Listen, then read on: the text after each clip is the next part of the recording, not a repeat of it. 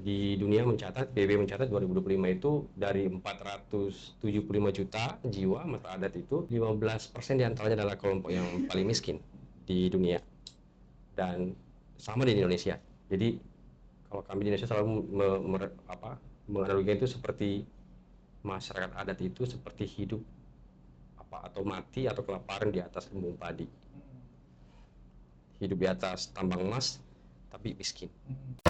Para masyarakat adat ini bukan hanya bicara tentang sebagai korban dari berbagai ekstraksi, pembangunan dan segala macam yang dilakukan negara, tapi kontribusi dari masyarakat adat yang sangat besar sebenarnya kalau kita bicara tentang di tengah gempuran krisis iklim, karena hubungan masyarakat adat dengan alam itu sungguh itulah hubungan yang sebenarnya kita butuhkan gitu ya di tengah sistem ekonomi saat ini yang sangat eksploitatif begitu.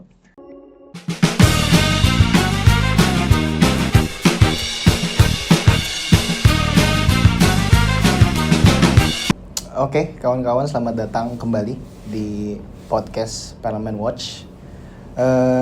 Bertemu lagi sama aku, Oka Kartiasa, yang hari ini, di hari yang baik, bulan yang baik ini gitu ya, dihadiri gitu ya, disamperin gitu sama dua rekan yang keren-keren banget gitu ya. Ada Mas Arman dari Aliansi Masyarakat Adat Nusantara atau AMAN gitu ya. Dan ada Kak Hema nih dari Jaringan Advokasi Tambang atau JATAM. Dan sebenarnya kita akan mengulik gitu, membahas soal berbagai hal ya yang berkaitan dengan masyarakat adat dan juga krisis iklim nih. Tapi sebelum ke sana, kita mungkin tanya-tanya dulu kabar dari kedua narasumber yang join sama kita hari ini. Gimana kabarnya Mas Arman? Masih aman. Masih aman ya? Aman Masih aman sekali. Sesuai namanya. Sesuai namanya. Kalau Kak Hema gimana? Kurang aman ya melihat negara ya. Nah, menarik nih karena kita udah nyentil negara nih. Mungkin pertanyaan pertama kita buka dari kita melihat negara ini secara keseluruhan gitu ya. Atau mau dikontekskan juga dengan kondisi masyarakat adat pun juga boleh. Menurut Mas Arman atau Kak Hema gitu ya, gimana sih kondisi Indonesia saat ini? Siapa duluan nih? Kakak Hema deh duluan. Oke. Melihat Indonesia masih dengan kegelapannya gitu ya. Belum ada tanda-tanda pemerintah berbenah begitu ya. Padahal dengan situasi yang sudah cukup darurat gitu ya, demokrasi yang sudah semakin dibungkam gitu ya, melihat banyak kawan-kawan yang sampai saat ini dikriminalisasi gitu ya, dan terus meningkat sampai saat ini. Jadi itu sih paling situasi yang sedang terjadi di Indonesia gitu. Apalagi kalau tadi berhubungan dengan masyarakat adat, tentu saja salah satu elemen yang sangat rentan saat ini gitu ya. Apalagi di tengah Indonesia dengan berbagai kebijakan yang sebenarnya banyak teman-teman muda gitu ya, sebagai representasi muda nih itu kan baik yang ada di kampung, dan saya kira juga kawan-kawan yang ada di urban juga saat ini sudah punya keprihatinan yang sama gitu. Karena saya sendiri juga di isu tambang gitu ya, teman-teman sering advokasi. Saya kira kawan-kawan yang ada di urban juga sekarang sudah sedikitnya mengetahui banyak gitu dampak-dampak aktivitas industri ekstraksi atau secara khusus pertambangan, yang itu juga membuat banyak kawan-kawan muda resah, dan itu juga banyak sangat berdampak terhadap masyarakat adat, karena ini akan bicara tentang regenerasi ke depannya. Kalau Mas Arman sendiri merefleksikan, baru mulai kita udah refleksi sebetulnya. Oke, Indonesia saat ini saya kira dalam beberapa dasawarsa kami membaca Indonesia itu sedang berada pada jalur yang serba ragu. Serba ragu, dan implikasinya itu kita berada pada satu kemunduran dalam banyak hal. Kemunduran demokrasi, kita tahu bahwa proses demokratisasi yang akhir-akhir ini dilakukan itu juga dilakukan dengan cara membegal konstitusi, berbagai peraturan perundangan dibegal sedemikian rupa hanya untuk menguntungkan kelompok tertentu. Kemudian dalam beberapa dasawarsa juga kami mencatat politik hukum, pengelolaan sumber daya alam yang semakin destruktif, didaya gunakan hanya untuk kepentingan kelompok tertentu, oligarki, kita bisa menyaksikan banyak hal gitu ya. Yang terbaru misalnya bagaimana Pulau Gag sebagai salah satu pulau kecil gitu ya, itu kemudian juga akan diekstraksi dengan tambang. Dan dalam catatan aman dalam 10 tahun terakhir 2014 sampai 2024 itu ada banyak sekali kasus, ada 600 lebih kasus.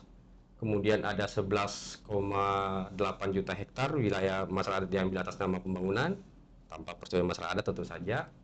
Kemudian ada 900 orang lebih yang dikriminalisasi, 2 orang meninggal dunia. Jadi kita berada pada situasi sebenarnya tidak sedang baik-baik saja. Dan kalau bagi masyarakat adat dalam catatan terakhir misalnya di dunia PBB mencatat 2025 itu dari 475 juta jiwa masyarakat adat itu 15% diantaranya adalah kelompok yang paling miskin di dunia dan sama di Indonesia. Jadi kalau kami di Indonesia selalu menganalogikan itu seperti masyarakat adat itu seperti hidup atau mati atau kelaparan di atas lumbung padi, hidup di atas tambang emas tapi miskin. Nah itu kira-kira situasinya. Menarik juga tadi kita bahas ada berbagai masalah sebetulnya yang dihadapi masyarakat adat gitu ya. Bukan hanya efek langsung dari krisis iklim ya, bencana dan segala macamnya gitu ya. Tapi gimana mereka juga ada pembungkaman, ada ya represi dan segala macamnya gitu. Tadi juga dijelaskan soal beberapa kasus di Pulau Gag atau mungkin yang paling baru gitu Vian Rumah gitu ya di NTT yang secara misterius meninggal gitu ya. Aku mau nanya sih, gimana sih kerentanan masyarakat adat gitu ya di dalam pusaran tadi ya pembangunan, terus juga perubahan iklim, terus di Indonesia gitu. Gimana situasinya? Karena kan kalau kita melihat kebijakan-kebijakan pemerintah gitu, ketika mereka ngomongin soal masyarakat di daerah atau di desa gitu, itu seputar ekonomi aja gitu. Oh kita bikin koperasi merah putih gitu ya untuk memajukan perekonomian segala macam. Tapi masalah-masalah ini seolah nggak disentuh gitu. Bahkan cenderung terpinggirkan dengan tadi demi pembangunan, demi kemajuan, demi nasionalisme bahkan kadang-kadang gitu ya. Apa yang terjadi gitu di lapangan soal tadi kerentanan masyarakat adat itu? Gimana sih kondisinya? Ya, kalau kita mau menghubungkan dengan krisis iklim kan tidak bisa dipandang dia penyebab tunggal, tapi dia struktural. Jadi kalau kita membicarakan krisis iklim hari ini itu sebenarnya lebih ke soal paradigma ekonomi politik kita bekerja. Nah, salah satunya adalah kita bisa melihat misalnya bagaimana regulasi yang seharusnya bisa digunakan untuk memperkuat daya lenting masyarakat adat misalnya ataupun rakyat secara umum itu dalam konteks menghadapi krisis iklim itu kemudian tidak dipergunakan oleh negara untuk bagaimana melindungi masyarakat adat ataupun kelompok-kelompok lainnya. Tapi yang difasilitasi oleh negara adalah kelompok-kelompok korporasi ya, yang kita tahu persis bahwa kelompok-kelompok inilah yang justru menjadi penyebab utama dari krisis iklim. Tadi Kakak Hema sebenarnya menyebutkan soal industri ekstraktif gitu ya. Kemudian ada banyak lagi atas nama sekarang banyak proyek-proyek hijau gitu ya. Katanya ramah iklim, geotermal lah, ekonomi hijau lah, energi terbarukan, macam-macam gitu ya. Tapi saya kira semua punya modus di balik itu. Saya mencontohkan satu hal gitu ya. Cara negara mengatasi krisis iklim itu dengan karbon misalnya. Pada karbon itu sama sekali tidak merefleksikan bagaimana cara kemudian negara itu atau masyarakat itu bisa mengatasi krisis iklim. Kenapa? Karena itu seperti dua tangan lah ya perangan karbon itu. Jadi kalau itu sebenarnya satu penanda bahwa dagang karbon itu adalah cara memberikan impunitas kepada korporasi yang selama ini menjadi penyumbang utama dari krisis iklim itu untuk terus mengekstraksi alam. Jadi satu sisi dia terus mengekstraksi, tangan yang lain kemudian seperti malaikat itu kemudian jangan ganggu ini ya, saya beli karbon macam-macam dan seterusnya. Nah dalam konteks itulah kemudian bagi kami di masyarakat adat sebagai masyarakat itu kemudian punya solidaritas. Kenapa kemudian kita menolak proyek-proyek seperti ini? Karena itu tidak menghentikan apa-apa. Jadi itu seperti tadi itu saya kedua tangan itu, satu seperti seorang malaikat, satu itu sebenarnya adalah tangan setan sebenarnya. Nah itu yang pertama. Yang kedua, em, dalam catatan tahun 2025 ini saja di Aman itu kami mencatat ada 133 kasus sampai September 2025 ini, dan beberapa kasus yang terjadi itu baru-baru ini adalah itu yang berkaitan dengan yang mengatasnamakan modus hijau tadi itu. Jadi itu saya kira hal-hal mendasar, dan padahal kan sebenarnya bagi masyarakat itu wilayah adat gitu ya, tanah, air, dan sumber daya alam itu adalah seperti ibu bagi masyarakat. Jadi Kripsi Living itu sebenarnya secara otomatis tidak hanya mengusir masyarakat dari adatnya, tapi juga sekaligus menggerus identitas budayanya, dan kemudian sekaligus juga menghilangkan pekerjaan masyarakat adat tradisional seperti petani, peladang, berburu meramu. Dan jangan kaget kalau kemudian ada banyak proses urbanisasi itu karena memang masyarakat tidak punya lagi tempat di kampung. Pulau Gaku misalnya kalau tiba-tiba semuanya habis, atau misalnya satu kampung di pojok Leok itu semua harus disingkirkan, itu pada kemana? Nah, itu kira-kira situasi tentang masyarakat adat dalam 1-2 tahun ini terakhir lah, nggak usah bicara yang 10 tahun terakhir ini. Kayaknya mungkin ada tambahan, mungkin kalau konteksnya advokasi, apalagi ya tadi ya perbenturnya dengan industri ekstraktif tadi, dimana ya tadi ada impunitas juga di sana ternyata ya tadi ada dua tangan dan segala macam kalau terminologinya Mas Arman gitu. Ya, sebenarnya kalau bicara tentang kondisi masyarakat adat juga saya juga cukup emosional kadang ya, karena sebagai lagi-lagi sebagai generasi yang menurut saya juga masih sama dengan kawan-kawan muda lainnya gitu ya. Saya juga punya keberuntungan memang untuk pergi dari satu pulau ke pulau lainnya. Tapi sialnya itu juga karena advokasi banyaknya masalah yang ada di negara kita hari ini gitu. Nah, kalau berkaitan tadi dengan bagaimana sih kondisi masyarakat di Indonesia saat ini, apalagi di tengah krisis iklim yang sedang terjadi, tentu saja kita mungkin teman-teman yang sering meneliti atau mungkin juga kawan-kawan yang terutama dari bidang akademis sudah sering mengatakan sebenarnya ketika kita bicara masyarakat adat ini bukan hanya bicara tentang sebagai korban dari berbagai ekstraksi, pembangunan dan segala macam yang dilakukan negara, tapi kontribusi dari masyarakat adat yang sangat besar sebenarnya kalau kita bicara tentang di tengah gempuran krisis iklim, karena hubungan masyarakat adat dengan alam itu sungguh itulah hubungan yang sebenarnya kita butuhkan gitu ya di tengah sistem ekonomi saat ini yang sangat eksploitatif begitu. Tapi memang lagi-lagi problem yang kita hadapi saat ini bicara tentang masyarakat adat itu sebenarnya terjadi hampir di seluruh tubuh kepulauan yang ada di Indonesia gitu. Dari pengalaman tadi saya mungkin masih sedikit kalau dibandingkan Bang Arman mungkin di keliling dari satu pulau, maksudnya dari Sumatera, kemudian di Halmahera, kemudian juga di Pulau Flores, Papua, apalagi kalau kita ngomongin tentang kesejarahannya. Lagi-lagi teman-teman, kita tahu betul bagaimana kondisi geografis Indonesia dengan berbagai kepulauannya itu sangat luar biasa. Kondisi kepulauan Indonesia yang sangat luar biasa ini juga mempengaruhi bagaimana kondisi ragam termasuk masyarakat adat dengan keunikannya masing-masing gitu ya, dan kebudayaannya dan segala macamnya.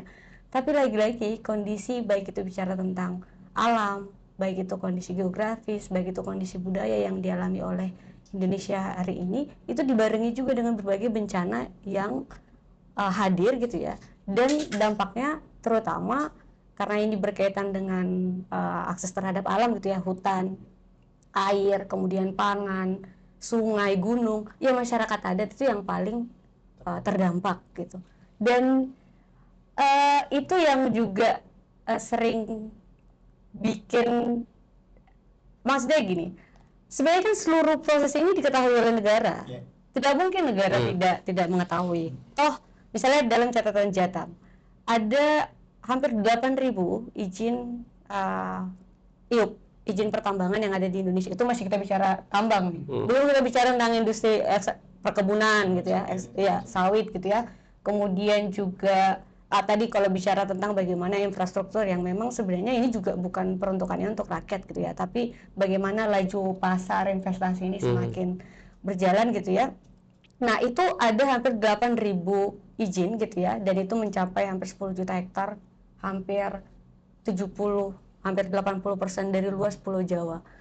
Yang kita tahu, kalau tambang itu beroperasi, dia akan menghancurkan bentang alam gitu. Jadi kalau tadi kita lihat kondisi alam di Indonesia yang sangat luar biasa, itu harus dihancurkan gitu ya. Apa ya namanya, tanahnya harus digusur, airnya dan lagi-lagi dia harus menyingkirkan masyarakat adat. Itu sih yang sedang kita alami di Indonesia hari ini, dan itu dialami oleh masyarakat adat. Bahkan sebenarnya kalau kita tarik lebih mundur, sebelum terjadinya krisis iklim, apa sih sebenarnya penyebab krisis iklim? Ya kan, tadi masifnya industri ekstraksi, bahkan tadi juga udah disampaikan oleh Bang Arman, bukan hanya bicara tentang batu bara dan migas, yang kita tahu sampai saat ini juga izin batu bara yang tetap yang paling tinggi gitu ya di Indonesia, tapi juga yang dianggap sebagai solusi sekalipun gitu ya, yang dikatakan sebagai ini solusi dari krisis iklim gitu ya, termasuk ketika kita bicara tentang transisi energi, kita lihat bagaimana nikel di Halmahera, bagaimana nikel di Halmahera menyingkirkan masyarakat suku Tobelo Dalam atau Hongana Manyawa. Itu juga sangat luar biasa. Kawan-kawan media saya kira banyak memaparkan bagaimana dampak yang dialami oleh masyarakat adat, dan seperti yang kita ketahui juga pengetahuan lokal, pengetahuan masyarakat adat itu juga tergerus pada akhirnya, karena seperti yang kita ketahui, selain akses mereka terhadap air hutan itu disingkirkan gitu ya, tetapi juga untuk adaptasi akan adanya krisis iklim yang terjadi juga, meskipun itu terjadi tapi kerusakannya melampaui dari itu gitu, sehingga konflik semakin besar. Tadi juga sudah disampaikan, kriminalisasi terjadi terhadap masyarakat adat. Misalnya kawan-kawan WALHI, kawan-kawan di Konsorsium Pembaruan Agraria atau KPA juga sudah mencatat ribuan konflik agraria, sumber daya alam dan lingkungan juga terus terjadi setiap tahun. Iya, menarik juga tadi ada juga tadi ya kebijakan-kebijakan dalam tanda kutip hijau gitu ya, yang justru juga ikut menyumbang konflik gitu ya terhadap masyarakat yang sebetulnya seharusnya semakin terlindungi nggak sih dengan tadi pencegahan laju krisis iklim dan segala macam. Seharusnya kan mereka yang paling dilindungi, tapi pada kenyataannya justru ikut juga menyumbang gitu ya proses gimana mereka disingkirkan dan segala macam. Nah, aku jadi berpikir gitu ya, karena kan kalau kita protes gitu kadang apalagi soal isu-isu lingkungan hidup, terus juga soal masyarakat adat, itu seringkali juga dicap sebagai oh ini adalah gerakan atau narasi yang anti pembangunan gitu ya, narasi yang melambat laju investasi, biasanya kan seperti itu kan. Apakah memang pada dasarnya ini akan selalu berbenturan gitu pada akhirnya gitu, ketika kita ingin membangun pasti akan dalam tanda kutip merusak gitu yang lainnya, ataukah sebetulnya memang cara kita membangun aja yang sebenarnya salah gitu, paradigma negara dalam menghayati yang namanya tadi ya soal membangun ekonomi rakyat dan segala macamnya aja yang sebetulnya keliru gitu. Ada komentar nggak Mas Arman soal itu? Kami tidak pernah anti investasi, sama sekali tidak. Tapi kita membutuhkan satu investasi yang tidak mengusir kami sebagai masyarakat adat dari tanah-tanah kami. Kami ingin memastikan bahwa investasi yang masuk itu betul-betul berguna buat kami. Karena itu kami harus diajak bicara. Diajak bicara, diberikan informasi yang seluas-luasnya, sedalam-dalamnya, dan kami diberikan kebebasan untuk memberikan persetujuan iya atau tidak terhadap proses pembangunan itu. Dan itu melekat pada masalah bidang hak atas private environment consent. Tadi sampaikan itu. Yang terjadi hari ini adalah ketika ada proses pembangunan masuk itu, alih-alih bicara soal partisipasi penunjang efektif atau bermakna itu, kami itu masyarakat itu baru tahu kalau ada proses pembangunan di kampung itu ketika kami berhadapan dengan eskavator, berhadapan dengan aparat keamanan, dan kemudian ditunjukkan ini loh ada bukti surat bahwa di wilayah ini sudah masuk izin konsesi. Padahal itu tanah tempat kami tumbuh sebagai masyarakat adat. Kami tidak pernah bicara soal itu. Padahal kan prinsip pertama dari satu proses demokrasi yang baik adalah bagaimana memastikan bahwa semua warga negara, termasuk masyarakat itu punya hak untuk berpartisipasi secara penuh dan efektif dalam proses pembangunan, termasuk dalam pengambilan keputusan terhadap proyek itu. Nah, itu tuduhan yang atau stigma yang sering dilekatkan kepada kami sebagai masyarakat adat, dan saya kira itu sudah sangat berlangsung lama. Dulu ketika di Orde Baru itu, ketika proses penyingkiran masyarakat dari wilayah adat yang diklaim sebagai kawasan hutan negara, itu kemudian juga begitu. Oke, diklaim dulu secara politik gitu ya, teritoriasi wilayah adat itu sebagai hutan negara, lalu kemudian setelah itu diusir keluar, lalu kemudian diberikan stigma bodoh, terbelakang, dan seterusnya. Nah, itu yang sering menjadi label gitu ya. Padahal mestinya negara itu berterima kasih kepada masyarakat adat gitu ya, karena dalam berbagai penelitian 80% sumber daya alam hayati itu yang masih bagus itu berada dalam penguasaan masyarakat adat. Hutan-hutan yang masih bagus itu justru masih berada dalam penguasaan masyarakat adat. Yang kalau kita bicara tadi dalam konteks krisis iklim itu, inilah sebenarnya yang bisa membuat kita sekarang dari laju kerusakan yang lebih jauh, lebih dalam. Nah, saya kira di situ masalah pertama. Yang kedua, memang sejak awal paradigma ekonomi politik yang saya sampaikan itu memang orientasinya soal bagaimana menggenjot pertumbuhan ekonomi dan abaikan soal masyarakat adat, hak rakyat yang lain, nelayan gitu ya. Yang penting terabas saja dulu. Dan saya kira itu semakin diperluas ya pasca Undang-Undang CK. Misalnya tadi saya mencontohkan, Kakak Hema tadi mencontohkan soal tambang. Saya kira tambang itu sejak awal itu memang dilarang. Kalau kita bicara sejarahnya ya, dia karena itu akan merusak landscape alam.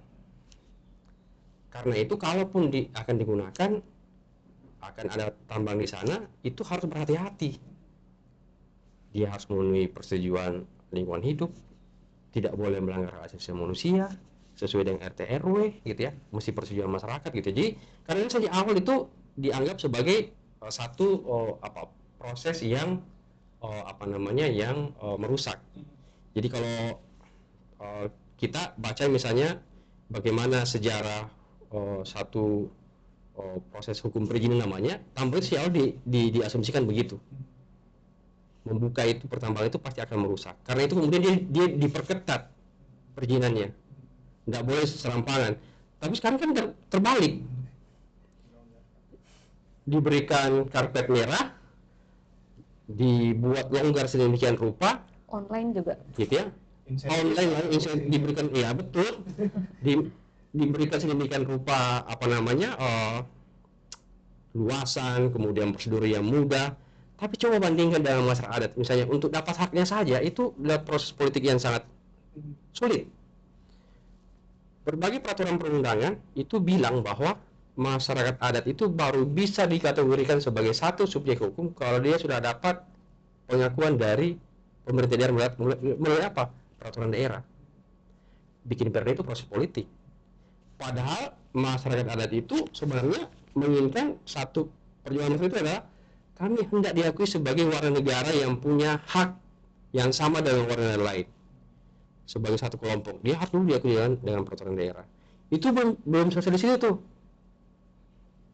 Untuk dapat objek haknya misalnya soal tanah ulayat itu harus minta izin lagi tuh ke Kementerian Atar BPN. Kalau hutan adat itu mesti ke Kementerian Kehutanan dulu, ke LHK. Kalau kearifan lokal itu mesti ke Kementerian Lingkungan Hidup. Kalau wilayah kelola di pesisir laut itu harus ke KKP. Jadi cara pandang peraturan perundangan yang mengatur tentang masyarakat adat itu seperti memotong-motong satu tubuh kita ini. Ada yang ngatur soal kepalanya, ada yang ngatur soal tangannya, ada yang ngatur soal badannya, ada yang ngatur soal kakinya. Jadi dipisah-pisah, dicabik-cabik begitu, bukan satu pengakuan yang utuh. Kan mestinya sederhana gitu ya. Konstitusi kita bilang begini, sebelum amandemen maupun sesudah amandemen itu bahwa negara mengakui dan menghormati keberadaan masyarakat beserta hak asal usulnya. Dan isu masyarakat itu bukan hanya isu konstitusi, tapi memang sejak awal ketika Indonesia itu mau dibangun, Itu menjadi satu topik yang menjadi perbincangan di dalam perumusan konstitusi awal kita dalam bernegara kita. Disebutkan bahwa masyarakat adat itu sebagai satu entitas yang telah ada sebelum republik ini terbentuk, dan mereka punya tata cara untuk menjalankan pemerintahan dan punya hak asal usul atau hak bawah. Itu yang kemudian muncul di penjelasan pasal 18B, 18 sebelum amandemen 45. Jadi karena itu di dalam sebelum amandemen itu disebutkan bahwa masyarakat adat itu adalah satu entitas yang punya hak asal usul, dia istimewa, dan perlu satu undang-undang lebih lanjut untuk mengaturnya. Sampai sekarang kita masih menunggu tuh, lebih hampir 20 tahun gerakan masyarakat adat itu kemudian menyuarakan, oke, kita nggak mungkin bisa bicara soal keadilan pada masyarakat adat dengan menggantungkan regulasi yang tersedia hari ini. Kita perlu satu undang-undang disebut dengan undang-undang masyarakat adat yang sampai sekarang masih di DPR. Entah nanti jadi atau tidak, kita lihat lah ya. Tapi 15 tahun, 17 tahun membuktikan bahwa RUU ini masuk prolegnas itu seperti figura. Jadi hiasan. Masuk daftar prolegnas, prioritas, dibahas nggak dibahas, jatuh lagi, balen dari awal lagi. Jadi saya kira juga begitu kira-kira politik ekonomi politik bernegara ini, atau cara pandang pengurus negara ini. Itu seperti orang main poco-poco. Main poco-poco itu nggak ada, di situ aja maju mundur. Kita nggak pernah bergerak maju. Termasuk bagaimana kemudian memastikan pemajuan hak masyarakat adat dalam konteks menikmati hak asal usulnya yang diatur dalam konstitusi. Nah, saya mau balik di awal, saya mau mengulang ini supaya tidak menjadi stigma yang terus menerus. Kami tidak pernah anti dengan pembangunan, tidak pernah anti dengan investasi. Tapi tadi itu yang saya bilang, kami mau investasi yang tidak berlumuran darah. Kami mau investasi yang tidak mengusir kami dari wilayah-wilayah adat kami yang merupakan bagian dari realitas kejaharan kami di situ, bagian dari realitas spiritual kami di situ, bagian dari realitas ekologis kami di situ, dan ekonomi kita di situ. 4 hal itu sebenarnya. Karena kalau masih dengan konsep yang sekarang bahwa apapun bisa dilakukan tanpa persetujuan masyarakat adat, tanpa partisipasi demokrasi rakyat itu, ya akan begini terus tuh. Kerusakan akan terjadi di mana-mana. Tanah tidak akan pernah bertambah, tapi pasti habis. Manusia pasti akan bertumbuh. Dan saya kira ada satu cacat logika sejak awal ketika Undang-Undang Cipta Kerja itu dibentuk. Itu adalah diskriminasi terhadap pekerjaan masyarakat adat ataupun orang-orang di kampung. Petani itu tidak sebagai satu pekerjaan. Peladang itu bukan pekerjaan. Berburu meramu itu bukan pekerjaan. Nelayan tradisional itu bukan pekerjaan. Padahal dari petani, dari nelayan tradisional, dari berburu meramu dan seterusnya itu yang kita nikmati di atas meja makan. Ada pangan yang cukup, ada lauk yang cukup, dan lain-lain. Jadi seolah-olah itu loh. Padahal Indonesia itu sudah meratifikasi satu konvensi yang disebut dengan konvensi ILO 111 tentang traditional occupation atau diskriminasi terhadap pekerjaan dan jabatan. Disebut di sana, yang disebut dengan pekerjaan itu bukan hanya yang perusahaan ciptakan, datang melamar gitu ya, tapi juga petani itu adalah bagian dari pekerjaan. Peladang itu bagian dari pekerjaan, dan itu bagian dari pekerjaan. Petani kopi itu bagian dari pekerjaan, dan dari kopi dan teh yang kita nikmati saat ini itu berasal dari tangan-tangan mereka, dari tangan-tangan masyarakat adat. Nah, kalau ini hilang, taruh misalnya tidak lagi wilayah adat, kita tidak bisa menikmati kopi yang enak. Kalau semua hutan menjadi tanamannya monokultur, kita tidak bisa menikmati tuh hutan yang indah. Atau kemudian kalau pulau-pulau kecil semua habis, kita tidak bisa menikmati, tidak bisa healing ke pantai gitu ya, ke pulau-pulau gitu. Padahal esensinya kalau kemudian masyarakat adat itu diberikan kesempatan, diberikan pengakuan, diberikan perlindungan terhadap mereka dalam mengelola wilayah adat itu bisa berkontribusi melampaui PAD misalnya. Kami punya studi soal itu, menyatakan misalnya katakanlah di Papua, di Moi atau di beberapa tempat atau di Mentawai, itu menunjukkan justru kalau masyarakat adat itu diakui keberadaannya, diberikan otonomi dalam mengelola wilayah adatnya, maka itu lebih tinggi daripada pendapatan daerah. Jadi bisa berkontribusi bagi ekonomi nasional maupun daerah. Nah, saya ini tidak dianggap sebagai satu peluang ya, atau satu hal yang perlu dipotret oleh pengurus negara. Karena itu menurut saya memang jangan-jangan memang pengurus negara itu tidak tahu siapa warga negaranya, tidak tahu siapa identitas warga negaranya, lupa mengenali kebutuhan warga negaranya, kebutuhan bangsanya sendiri yang mereka tidak tahu. Karena semua yang ada sekarang pekerjaan itu kan pengetahuan luar yang bekerja. Nah, padahal dulu Muhammad Hatta itu ketika merumuskan misalnya agak kemana-mana nih, merumuskan misalnya bagaimana ekonomi rakyat itu bekerja, pasal 33 itu, Hatta bilang begini, dia ingatkan tuh, kalau Indonesia mau maju di masa mendatang sebagai negara agraris bahari, maka yang perlu diperkuat adalah hak atas tanah bagi rakyatnya, bukan sebaliknya. Itu esensi pasal 33 sebenarnya. Pengelolaan sumber daya alam dari rakyat untuk rakyat dan untuk bangsanya sendiri. Itu kira-kira, Mas. Kalau kayak Mas sendiri ada komentarnya? Apalagi ya melihat juga realitas gimana mereka dibenturkan secara langsung oleh korporasi, bahkan oleh tentara, polisi gitu, bahkan gitu ya di lapangan. Melihat ini gimana? Apakah ini juga sesuatu yang ya wajar juga atau sering terjadi gitu di lapangan? Iya, sebenarnya tadi Bang Arman juga sudah sampaikan, dan ini juga sering juga bahkan saya dengar langsung dari tapak-tapak gitu ya, bahwa kita itu tidak anti terhadap investasi, tapi secara khusus ketika bicara tentang industri ekstraktif dan itu tambang, kita akan tentu saja sebagai warga negara yang kritis kan, pertanyaannya apakah hanya berhenti di sepakat dan tidak sepakat, karena enggak, apa selanjutnya gitu. Tapi investasi yang untuk apa dan untuk siapa kan gitu. Kalau kita lihat misalnya tadi berbagai kebijakan yang dia memang didorong untuk industri ekstraktif yang terus-menerus mengeruk, membongkar perut bumi, dan sebenarnya kita juga bisa ngelihat gitu dalam landscape sejarahnya sekalipun gitu ya. Memang kalau bicara tentang industri ekstraktif di Indonesia juga panjang gitu ya.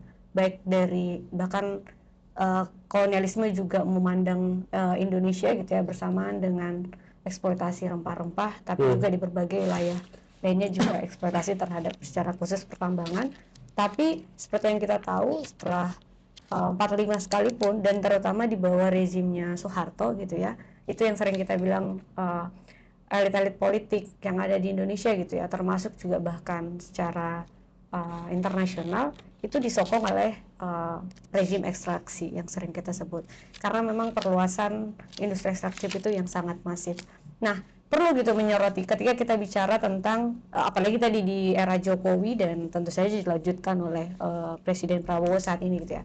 Ketika kita bicara investasi yang dia diperuntukkan untuk industri ekstraktif pertambangan, apa yang akan terjadi? Karena begini, sering juga yang aku temukan seolah-olah diskusinya adalah persoalan apakah ada AMDAL atau tidak ada AMDAL. Padahal sebenarnya AMDAL ini dalam realitas di lapangan itu seringkali hanya persoalan administrasi, dan dia juga seringkali bahkan memanipulasi persetujuan dari masyarakat adat. Tadi udah disampaikan oleh Bang Arman juga, di realitas di lapangan masyarakat adat itu soalnya ketika berhadapan dengan alat berat dan segala macamnya.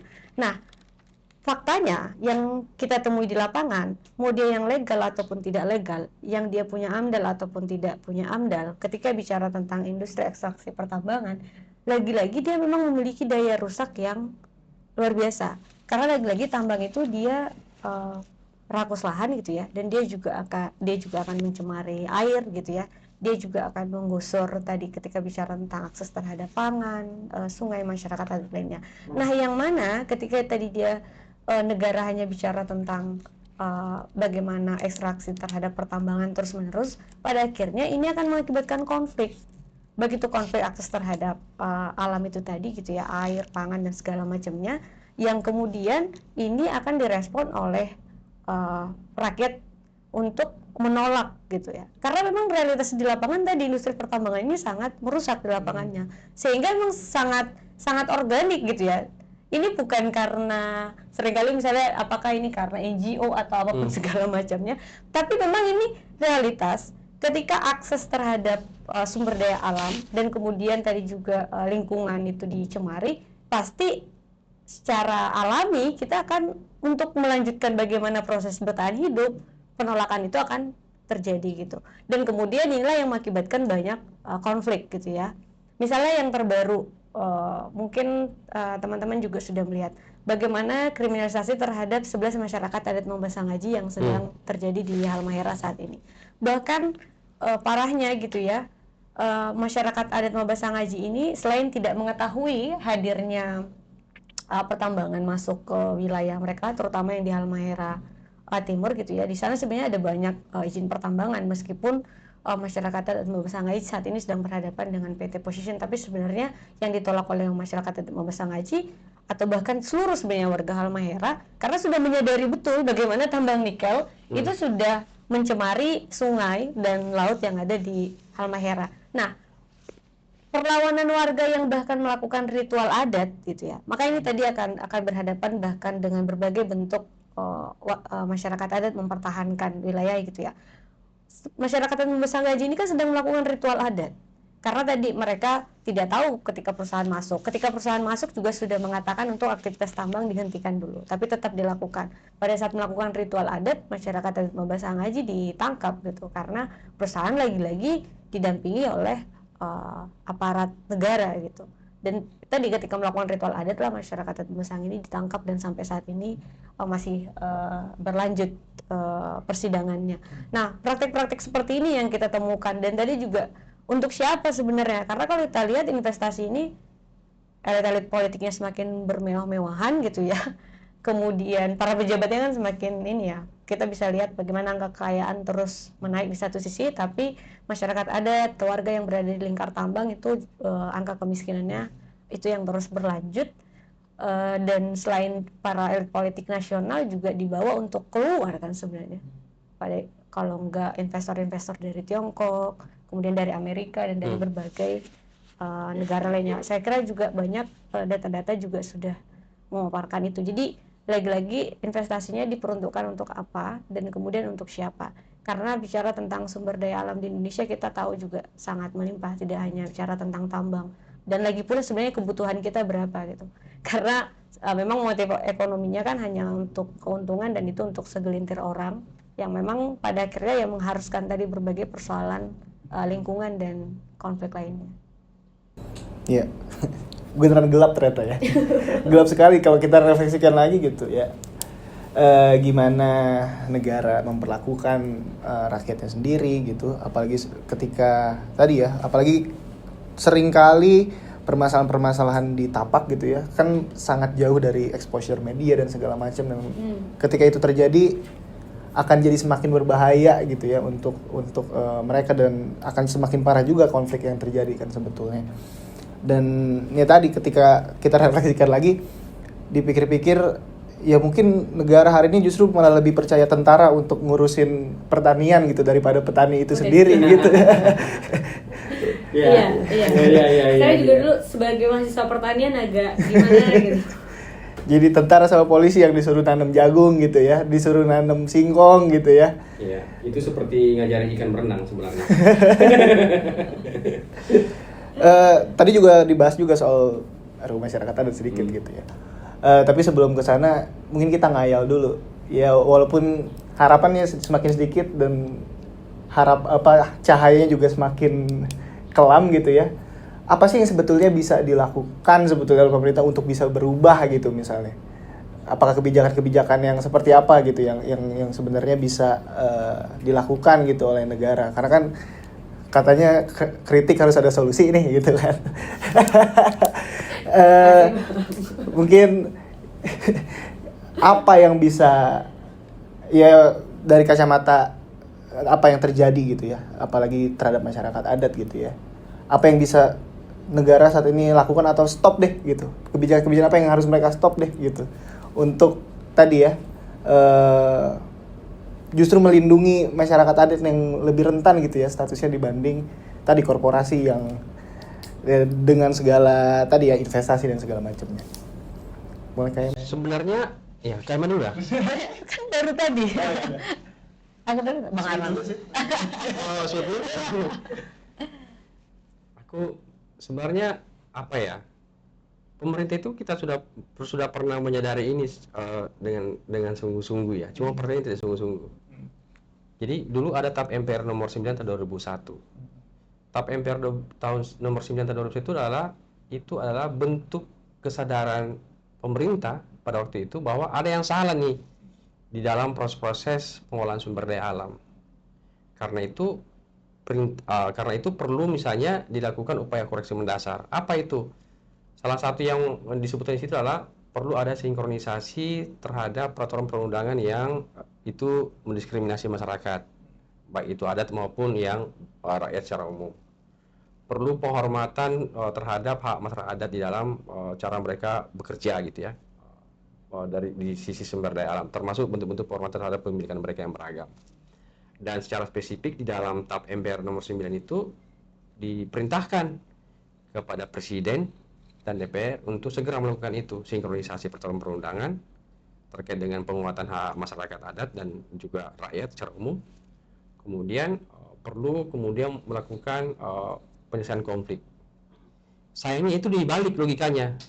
Yang diharmonisasi itu adalah kemudahan bagi kepentingan pengusaha. Dibalik logikanya. Nah, tapi sebelum saya menjawab tadi itu, saya mau nyambung tadi sama Kak Ima tadi. Kalau memang perusahaan besar selama ini bekerja yang mengekstraksi sumber-sumber agraria dengan sangat rakus itu betul-betul berkontribusi bagi kemakmuran rakyat, kita nggak perlu sekarang dapat pajak yang begitu gila-gilaan, dipajakin. Semua dipajakin, dipalakin kan? Iya, karena itu artinya apa? Itu satu indikator yang menunjukkan bahwa industri ekstraktif itu tidak menyumbang secara signifikan terhadap pembangunan dan kesejahteraan rakyat. Karena kita masih palakin loh, pajak inilah, pajak itulah, entah apalagi nanti dia akan dipajakin, gitu ya. Itu yang ingin saya sambung dari Kak Ima tadi. Menurut saya itu penting untuk kita lihat. Sederhana itu cara mengukurnya.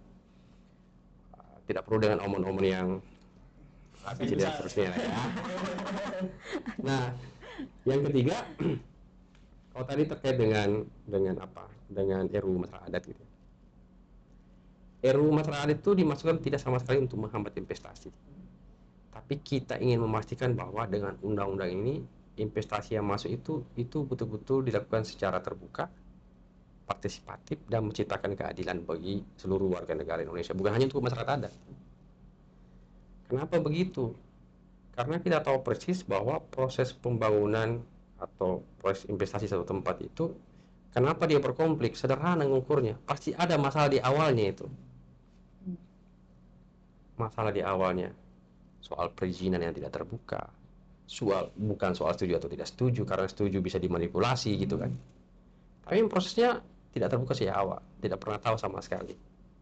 Dan kata banyak orang gitu ya, biasanya ya konflik itu selalu dia seperti dua sisi mata uang dengan korupsi.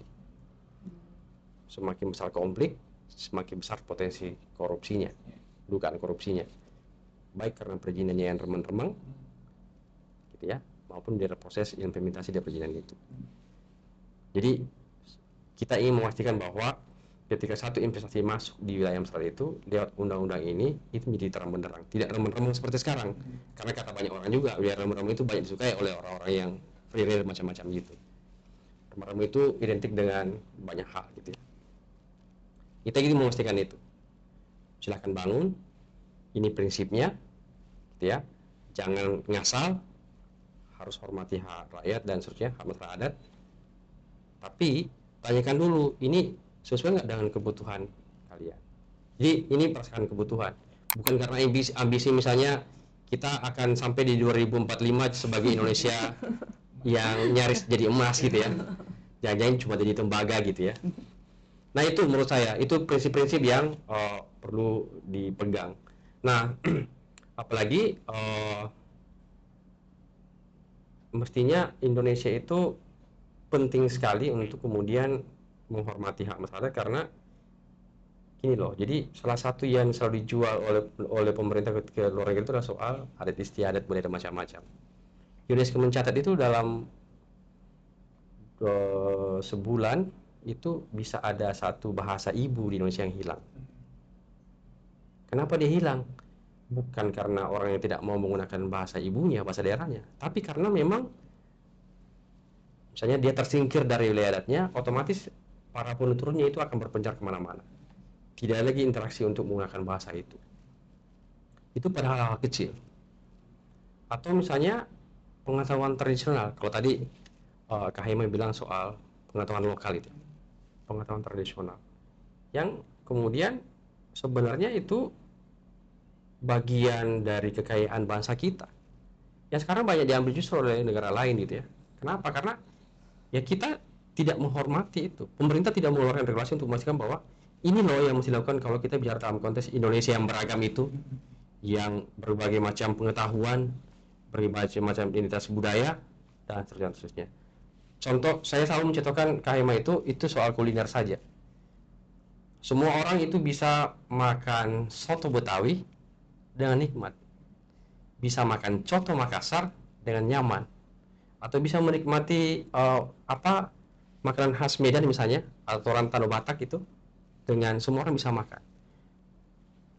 Nah, kita bisa berterima itu, tapi begitu diasosiasikan kepada bagaimana haknya bisa diakui, dihormati, dilindungi, negara bilang, tunggu dulu. Negara bilang, saya mau nikmati makananmu saja, mau nikmati kainmu yang bagus itu, tapi soal hakmu, itu urusan kalian. Yang penting saya eksploitasi kalian dulu dengan apa yang kalian punya. Itu kira-kira, dan saya kira cara-cara bekerja begini itu akan memperhadapkan masalah itu dalam konteks genosida budaya yang lebih luas. Karena kehilangan tanah, wilayah adat itu ya, sumber daya alam itu berarti kehilangan semuanya. Dan kita menuju masa-masa yang ke arah sana. Wahana Manyawa itu terancam punah, suku Sakai itu terancam punah, kemudian beberapa masyarakat juga di Talang Mama itu terancam punah. Ada banyak sekali dalam kita sekarang di Aman itu sedang melakukan satu penelitian namanya loss and damage. Bagaimana kemudian melihat situasi masyarakat hari ini yang beberapa kita itu terancam punah, bahkan namanya sih seberapa keluarga gitu ya, alih-alih 100 enggak sampai 50 malah. Kemudian Talang Mama sebagian itu sudah semakin hilang karena semua wilayahnya itu kalau nggak sawit ya tambang, kalau nggak tambang ya kemudian digunakan oleh transmigrasi. Kami tidak anti transmigran, tapi mestinya dibicarakan dulu dengan warga setempat gitu ya. Itu kira-kira. Mungkin tadi udah dijawab juga sama Mas Arman. Kalau di KHMA gimana? Karena kita tahu pemerintah nih demen banget performatif juga ya. Ada gerakan tambah. Iya, performatif male. Final boss kalau kata anak sekarang.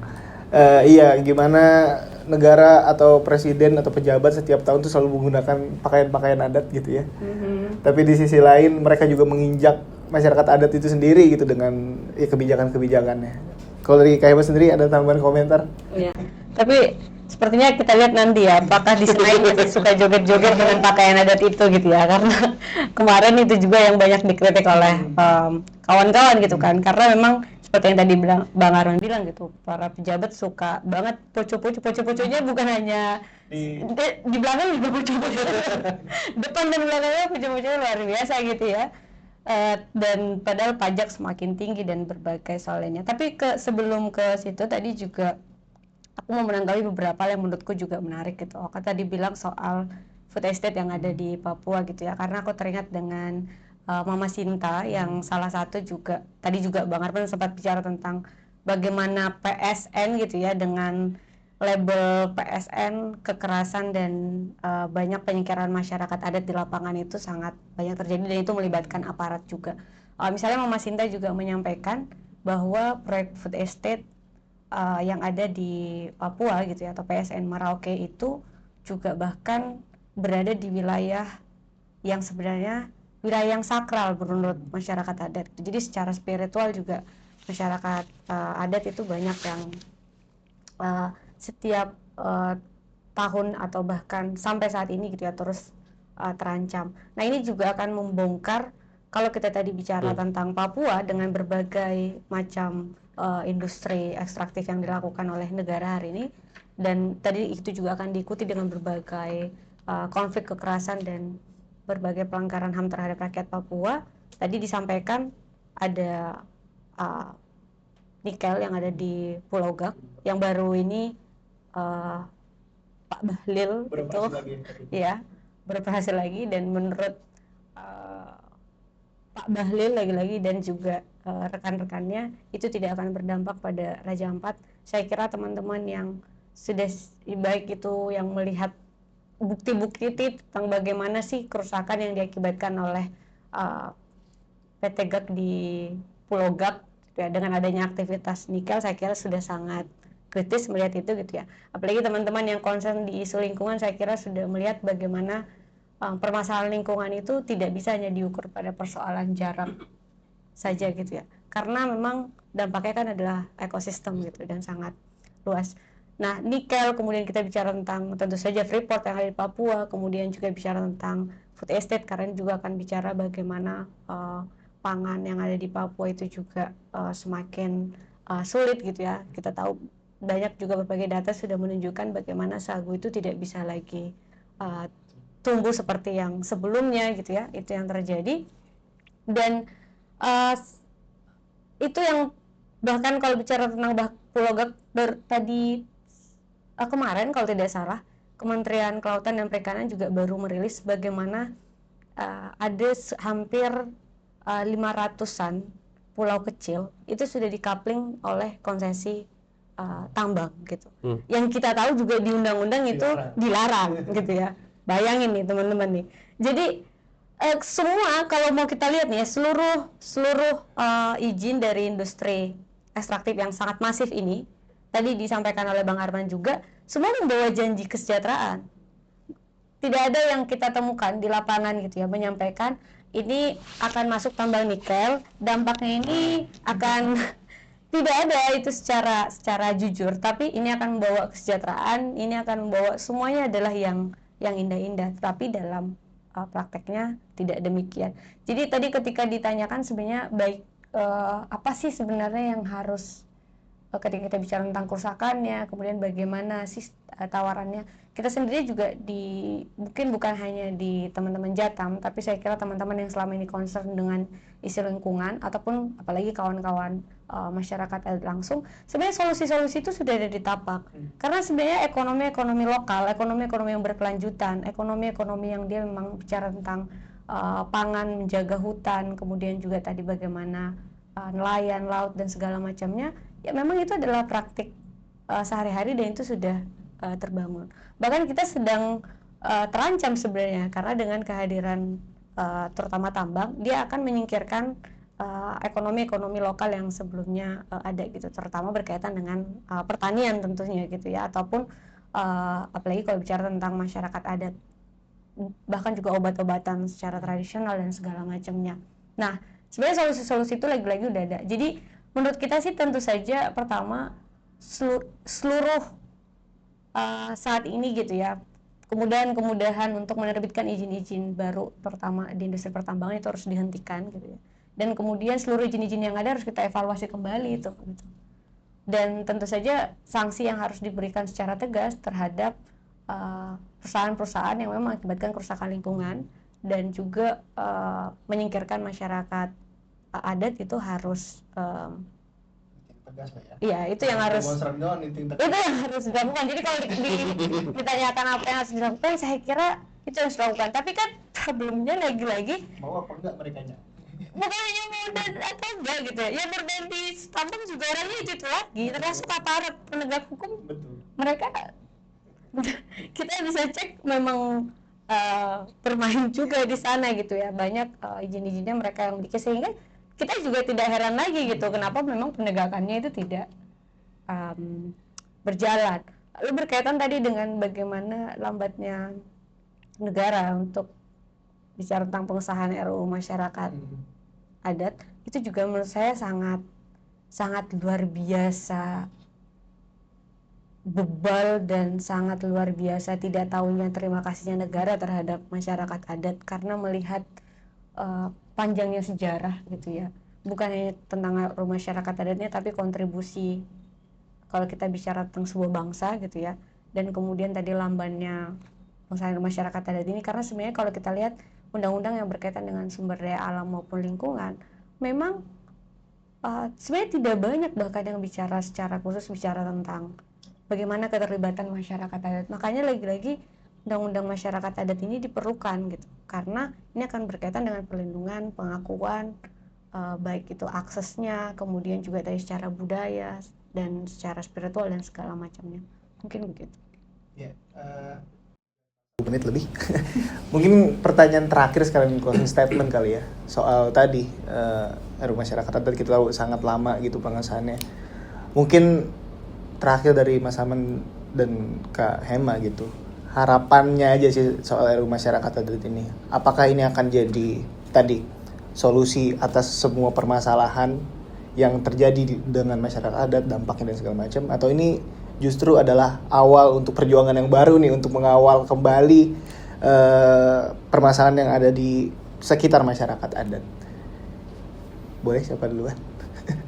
Aku dulu. Boleh. Okay. Iya. Mungkin kalau untuk closing statement lebih ke ajakan untuk teman-teman gitu ya, teman-teman muda, kemudian tentu saja masyarakat Indonesia secara luas gitu ya, untuk bersolidaritas dan mendukung adanya pengesahan undang-undang masyarakat adat. Kenapa sebagai closing statement saya lebih pada teman-teman semua, karena kita sudah tahu kita tidak bisa lagi percaya pada pemerintah tanpa adanya solidaritas antar rakyat yang kuat gitu. Saya masih sangat tadi mungkin sedikitnya udah disampaikan, misalnya bagaimana kekaguman saya gitu ya melihat teman-teman misalnya masyarakat adat Pocoleok misalnya yang sangat luar biasa sampai saat ini, ada 10 gendang, bagaimana mereka selalu berdiskusi ya, misalnya di rumah gendang untuk memutuskan apakah ini diterima atau tidak. Kalau diterima apa dampaknya, kalau tidak apa dampaknya. Lalu mereka memutuskan untuk ini tidak bisa dilakukan. Jadi diskusi itu menjadi kebiasaan yang memang terus dilakukan oleh masyarakat adat, dan sangat luar biasa sampai saat ini mereka bisa mungkin kita masih menyebutnya untuk menahan ya upaya-upaya yang terus dilakukan oleh masuknya geothermal tadi disampaikan. Ini memang sangat luar biasa terjadi di Flores, termasuk saat ini kan juga sedang diusut, diinvestigasi tentang kasus ada kawan Lovian, salah satu aktivis lingkungan yang meninggal itu juga, karena memang Flores dijadikan sebagai pulau panas bumi. Tapi saya kira selain mendukung publik sekali lagi untuk memantau itu semua, yang mau saya sampaikan adalah saya masih yakin apa yang dilakukan oleh masyarakat Pocoleok hanya satu dari bagian banyak masyarakat adat lainnya yang sedang saat ini sekali lagi berkumpul, berdiskusi menjadi keseharian dan memperjuangkan untuk mempertahankan tanah adatnya. Dan demikian juga kita harus berjuang bersama-sama sampai undang-undang pengesahan masyarakat adat ini bisa lebih cepat gitu ya. Jadi tidak lagi hanya berharap pada pemerintah akan turun dari singgasana, karena mereka lah yang menjadi sumber masalah saat ini gitu. Mungkin itu closing statementnya. Iya, penjelasan penutup. Saya sebelum menutup ya, saya mau nyambung sedikit dulu tadi soal pangan misalnya. Bukan closing statement berarti. PSN itu sebenarnya dengan proyek itu sebenarnya memang tidak digunakan untuk kemudian kita berdaulat dari sisi pangan. Karena kalau hanya ketahanan pangan ya cukup impor aja, cukup. Mestinya yang dilakukan adalah ya perkuat gitu ya, pangan lokal sudah ada. Nggak perlu paksa orang Papua makan beras, atau di tempat lain tidak perlu paksa makan beras juga karena mereka punya umbian, punya sagu dan seterusnya. Itu cara. Jadi mestinya perdebatan soal bagaimana kita memperkuat darurat atas pangan, dan tangan pangan sekaligus ya perkuat itu pangan-pangan lokal yang tersedia. Nah ini yang terakhir nih, karena diminta untuk bikin pernyataan penutup. Kalau kita masih mempercayai Indonesia itu sebagai satu rumah yang besar, maka yang paling pertama yang harus diperhatikan dan diperkuat adalah pondasinya. Dan masyarakat adat itu adalah salah satu pondasi dari Indonesia sebagai satu rumah kita semua. Tidak perlu menunggu berapa banyak lagi warga masyarakat adat yang dikriminalisasi, berapa banyak masyarakat adat yang harus terusir dari wilayahnya, karena itu akan semakin membuat pondasinya semakin remuk. Dan undang-undang masyarakat adat ini dimasukkan pertama adalah untuk memperkuat pondasi kebangsaan kita sebagai bangsa yang beragam, memperkuat bagaimana kita bernegara dan bagaimana relasi masyarakat dengan negara, dan memperkuatkan Indonesia sebagai satu bangsa yang kita cintai. Dan percayalah bahwa kepada teman-teman sekalian, undang-undang masyarakat adat itu tidak sama sekali hanya untuk masyarakat adat, tapi untuk kelangsungan generasi bangsa ini, pemilik masa depan bangsa Indonesia di masa mendatang. Saya kira itu, makasih. Itu kawan-kawan perbincangan kita selama kurang lebih 1 jam, tidak berasa. Karena permasalahannya banyak, jadi ada terus gitu yang pengen diomongin sebetulnya. Iya. Tapi karena kita terbatas waktu dan ruang, tentunya kawan-kawan semoga diskusi ini bisa saling membuat kita sadar juga dan saling membangun ruang diskusi di antara kita semua, apalagi masyarakat sipil. Kalau tadi kata Kak Hema bilang, kita udah nggak bisa nih berharap sama pemerintah gitu, karena mereka udah bagian dari masalahnya gitu ya. Jadi kita hanya bisa warga jaga warga gitu ya, hashtag gitu ya, untuk ya terus mengadvokasi atau juga menyuarakan isu-isu yang tentunya sesuai dengan cita-cita kita ya, dari rakyat oleh rakyat untuk rakyat beneran gitu ya. Jangan menyerah. Jangan menyerah. Kita masih punya masa depan. Masih punya masa depan. Ya. Kita harus yakin soalnya. Terima kasih teman-teman yang udah terus nonton. Sampai jumpa di episode di podcast Parlemen Watch berikutnya. Thank you.